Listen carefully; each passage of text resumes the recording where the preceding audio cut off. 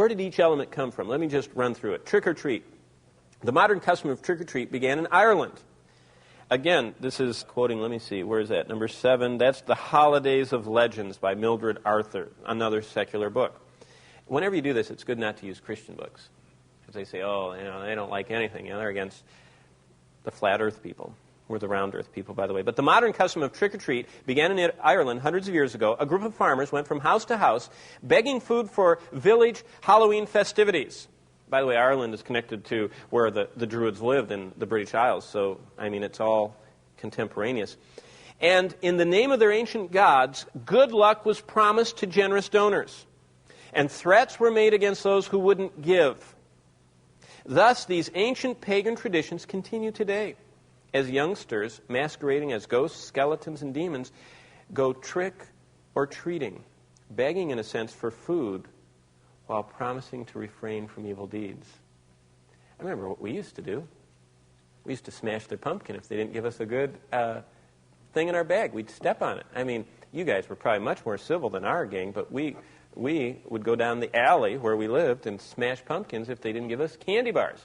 If they gave us something like a carrot, we didn't like carrots. We wanted candy. We'll have to edit that part of the tape. That's a confession. We don't want that. No. October 31st. Where did that come from, that element? Well, it was the Celts who set the date on the 31st as their New Year's Eve. They originally intended it as a celebration of everything wicked, evil, and dead. During their celebration, they would gather around a community bonfire and offer as sacrifices their animals, their crops, and sometimes members of their community. There was human sacrifice involved. They would wear costumes made from heads and body parts of animals. This costume thing, everything we have goes back. The ring around the rosy, pocket full of posies, ashes, ashes, we all fall down. Do you know what that was? That was a little ditty from the Black Death. And they used to think if they kept rose petals in their pockets in Europe in the Middle Ages that they wouldn't die of the Black Death. But they did, and that's where we all fall down. And there's so many other stories. Everything that comes to us today, you can follow a trail back to see where it came from. It either comes from paganism or it is something that the Lord has initiated. And Halloween we see as a pagan deal. So the costumes were, they would actually dismember animals and wear them. And as they wore these heads and body parts, they would tell one another a prophetic fortune of the next year as they would be covered with the blood and dancing around the fire. So, the whole night is not good. And this celebration, by the way, remained the same after the Romans conquered the Celts. Now, the Roman conquest, if you know, is from the 8th century B.C.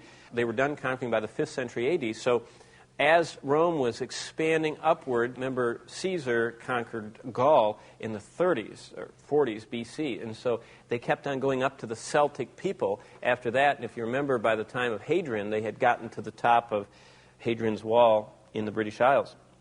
And so by 43 AD, the Celts were conquered by the Romans, and the Romans enjoyed this holiday, this wearing body parts holiday, and they honored their goddess of fruit and trees, and thus the Romans added apples and bobbing for apples because of the fruit tree gods that they wanted to bless their crops up in that part of the empire. So that's where the apple bobbing came from.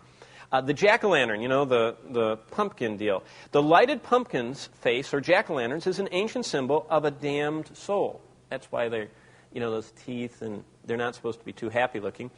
Jack-o'-lanterns were named for a man called Jack who could not enter heaven or hell. As a result, he was doomed to wander in darkness with his lantern until Judgment Day.